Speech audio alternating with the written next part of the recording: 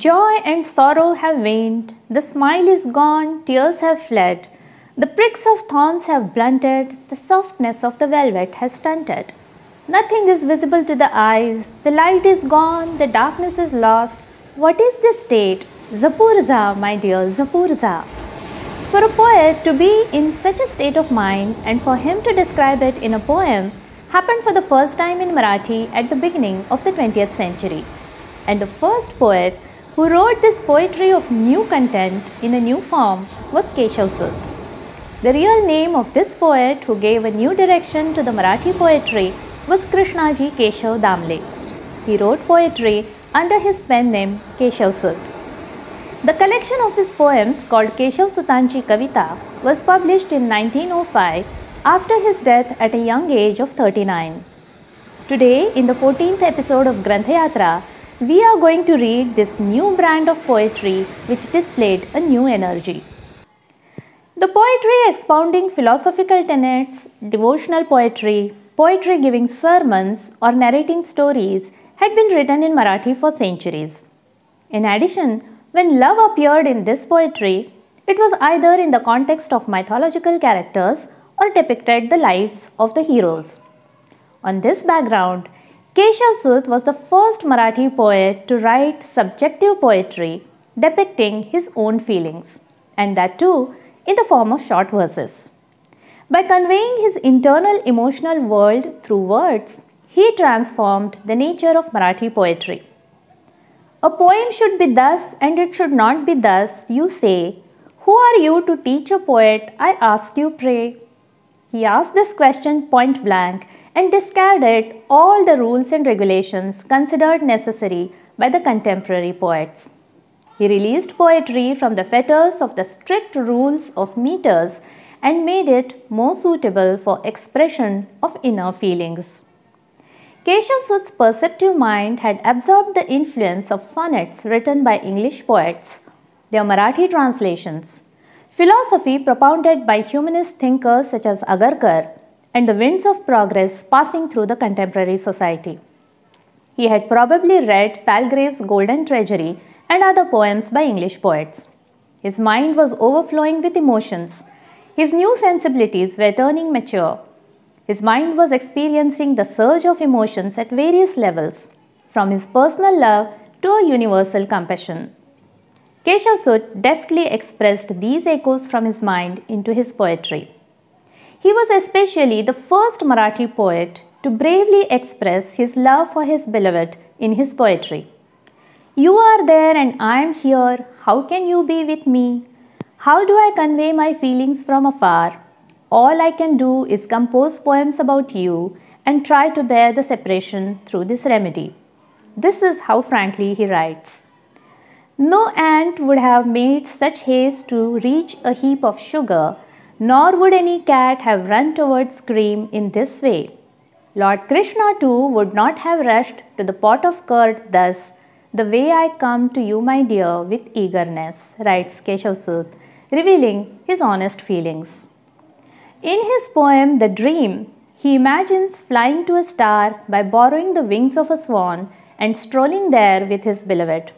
In another poem called Meeting, he narrates the joy of a couple meeting after a long separation.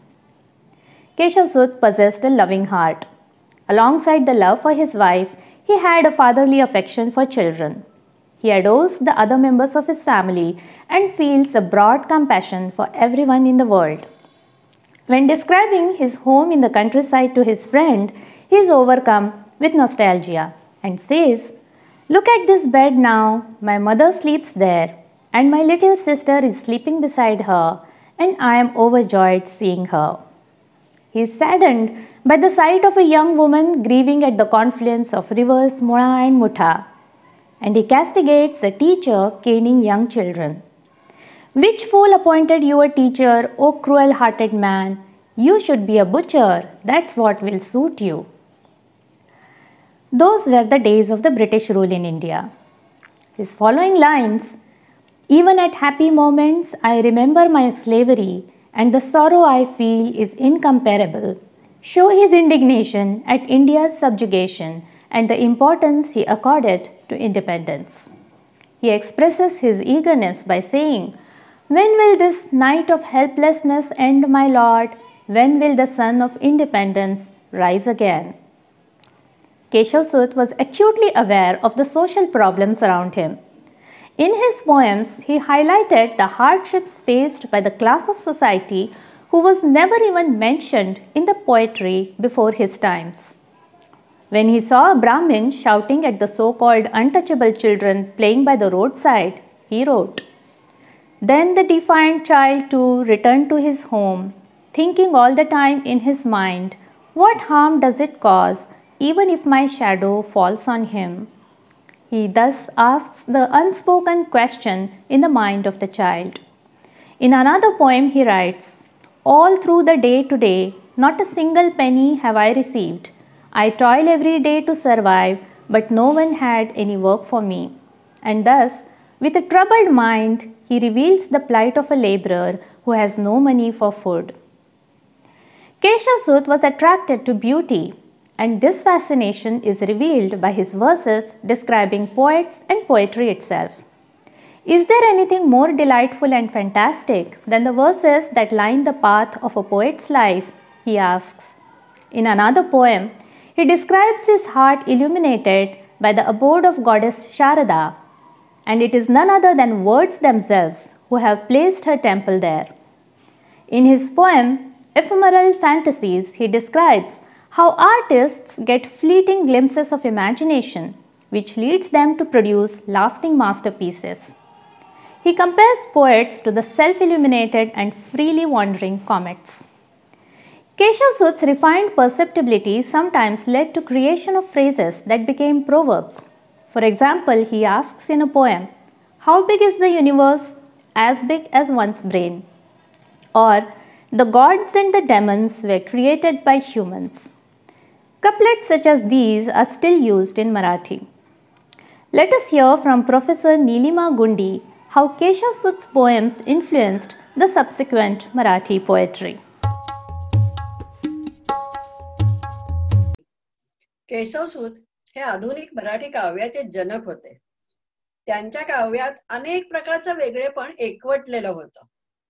जगण्यातला प्रत्येक क्षण आणि प्रत्येक कण चैतन्यपूर्ण असतो अशी त्यांची काव्यदृष्टी होती आणि या मागची त्यांची जीवनदृष्टी इहवादी होती. त्यामुळे त्यांच्या कवितेत पृथ्वीवरच्या सामान्य माणसाचं भावजीवन केंद्रस्थानी आलं. इथल्या जगण्यात दडलेलं सौंदर्य हुडकणं आणि पृथ्वीवर स्वर्ग निर्माण करणं हे त्यांच्या कवितेचं ध्येय बनलं. त्यांच्या समकालीन कवींमध्ये गोविंदाग्रज, बालकवी, नावा टिळक, विनायक यांच्यावर त्यांचा प्रभाव दिसतो. केशवसुतांसह या सगळ्याचा उल्लेख ग.त्र्यं माडखोलकर यांनी आधुनिक कवी पंचक असा केलेला आहे. गोविंदाग्रजांमध्ये केशवसुतांची आत्मनिष्ठा, स्फूर्तीविषयीची ओढ, तत्वचिंतनाची वृत्ती यांचा ठसा दिसतो. बालकवींमध्ये केशवसुतांची वस्तुजातामध्ये सौंदर्य शोधण्याची जी दृष्टी आहे तिचा प्रभाव दिसतो. बी. माधवानुज यांच्यावर सुद्धा केशवसुतांचा प्रभाव आहे. सामाजिक आणि राष्ट्रीय भावनाचा त्यांचा प्रभाव समकालीन कवी विनायकांवर जसा आहे तसाच पुढच्या कुसुमाग्रजांच्या वरही आहे. केशवसुतांची कविता अंतर्बाह्य नवीन होती. तिने काव्यरचनेचे नवे घाट स्वीकारले होते. इंग्रजी कवितेचे सॉनेट हा काव्यप्रकार त्यांनी योजलेला होता. त्याचा प्रभाव पुढच्या काळातल्या माधव जुलियन यांच्या कवितेवरही दिसतो. केशवसुतांनी स्वतःच्या दृष्टीने जगाकडे पाहण्याची वाट चोखाळलेली होती. त्यामागे नवी संवेदनशीलता होती. याचा प्रभाव मराठी साहित्य सृष्टीवरच झालेला आहे. प्र. के. अत्रे उर्फ केशव कुमार यांनी अनेक कवितांची विडंबन केली आहेत, अनेक कवींच्या कवितांची विडंबन केली आहे. मात्र केशवसुतांच्या आम्ही कोण या कवितेचं विडंबन करताना त्यांनी खाली ओळ लिहिली आहे, केशवसुत क्षमा करा. फक्त तेवढंच, बाकी इतर कवींसाठी लिहिलं नाहीये, हे लक्षात घेण्याजोगं आहे. पुढच्या काळातही केशवसुतांच्या इहवादी वृत्तीचा प्रभाव आपल्याला दिसतो. बोरकर म्हणतात, माझा लोभ सहा इहलोक हवा. विंदा करंदीकर म्हणतात, मी पृथ्वीचा झालो प्रियकर. पाडगावकर म्हणतात, जय जय हे पार्थिवच आहे. इंदिरा संत मृण्मयी सारखी कविता लिहून ठेवतात. कवी मनमोहन यांनी केशवसुतांचा गौरव करताना एक ओळ फार छान मार्मिक लिहिली आहे. त्यांनी लिहिलंय, त्यांनी म्हणजे केशवसुतांनी, त्यांनी छपुर्झा घातला तो पृथ्वीचा मध्य सापडला म्हणून. आता पृथ्वीचा मध्य म्हणजे काय, तर त्यातली ऊर्जा, पृथ्वीमधली ऊर्जा म्हणजे सर्जनशीलता. यामुळे काय झालं होतं, तर मराठी कवितेचं केंद्र स्वर्गाऐवजी पृथ्वी हे बनलं होतं. पुढे दिलीप पुरुषोत्तम चित्रे, नारायण सुर्वे अशा अनेक कवींनी केशवसुतांविषयी गौरवोद्गार काढलेले आहेत. डॉक्टर यशवंत मनोहर यांनी केशवसुतांविषयी म्हटलंय की केशवसुतांना त्यांनी इहवादी जाणीवेचा पहिला मराठी महाकवी असं म्हटलंय. किती महत्वाचं आहे. नारायण सुर्वे यांनी म्हटलंय कवितेमध्ये, फार सुंदर ओळी आहेत, त्यांचे सोने कसाला लागले, त्यांचे सोने कसाला लागले, त्यांचे शब्द आम्ही आमच्या ध्वजेवर केव्हाच कोरले, त्यांचे शब्द आम्ही आमच्या ध्वजेवर केव्हाच कोरले. आज कोकणातल्या मालगुंड या गावी केशवसुतांचं जे जन्मगाव, त्या गावी केशवसुतांचं स्मारक केलेलं आहे आणि शतकानंतर सुद्धा त्यांच्या प्रभावाची साक्ष देत ते उभं आहे.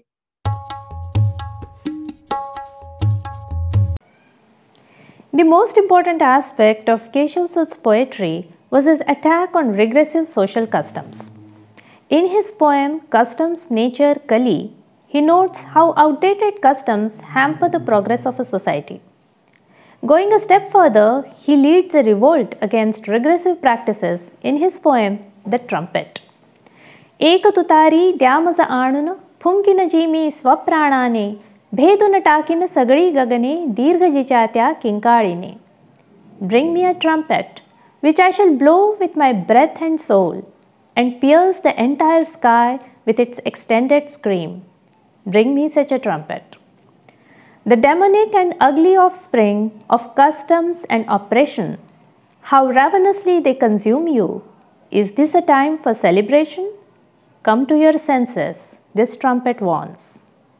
The miracles that the myths describe, they seem beautiful, pure and sweet, and all that is modern is a lie, they say clutching their bloated bellies. I spit on them and hit them with sandals. Let all that is old be dead, burn it or bury it, don't let it decay. Be alert, listen to the call of the future, walk in step with each other. He gave a clarion call to accept such new thinking. He insisted on holding high the flag of equality. His poem, The Clock, asserts the importance of duty. कर्तव्याला विमुख आळशी त्यांच्या हृदयी हाणित घण, काळ ऐक गातो आपल्याशी आला क्षण गेला क्षण. Striking blows at the hearts of those who are lazy and averse to duty. Listen to the time as it sings, the moment comes, the moment goes. If old age is to be blissful, sans contrition, then O youth, I think you should be aware what the clock says forever. The moment comes, the moment goes. His poem Inspiration was a spirited challenge full of liveliness. काठो काठ भरू द्या पेला, face भराभर उसळू द्या, प्राशनकरिता रंग जगाचे क्षणोक्षणी ते बदलू द्या. Let the glass be filled to the brim, let the foam rush up in a wink, and as it is drunk, let the hues of the world change every minute. We are saddled with the irritant of blabbering away all the time. The world may call us drunkards, but who cares what they say? Let this drink loosen your tongue, its warmth dissolves earth and heaven. Get absorbed in your mind and think and sing what comes to your mind. Let the traditionalists listen and get angry. Let the glass be filled to the brim. Let the foam rush up in a wink. Destiny has placed in our hands the lever of words. Placing it on people's heads, we will topple the world. Raising the flag of revolt and creating commotion all around, we will tear the oppression to pieces. We hear the war cries on the breezes. Those sleeping will be dead. Rise and tighten your belts. Kill or die fighting. Hail the truth. Let the astonished world stir our careless fads. Let the glass be filled to the brim. Let the foam rush up in a wink. His soldier who gives a call for such progress is brimming with a new energy. नव्या मनुतेला नव्या दमाचा शूर शिपाई आहे. कोण मला वठणीला आणू शकतो ते मी पाहे. I am a brave soldier with new energy, and I come from new men. Let me see who can tame me then. This soldier does not believe in caste or class. He considers all men and women his brothers and sisters. He is hungry for reforms. I am not a Brahmin, not even a Hindu, nor do I belong to any faith. Those who create divisions in the entire country, they are the fallen ones. I am famished, and mere crumbs will not please me, for I am not cooped up in a well. I cannot tolerate my field to have a fence.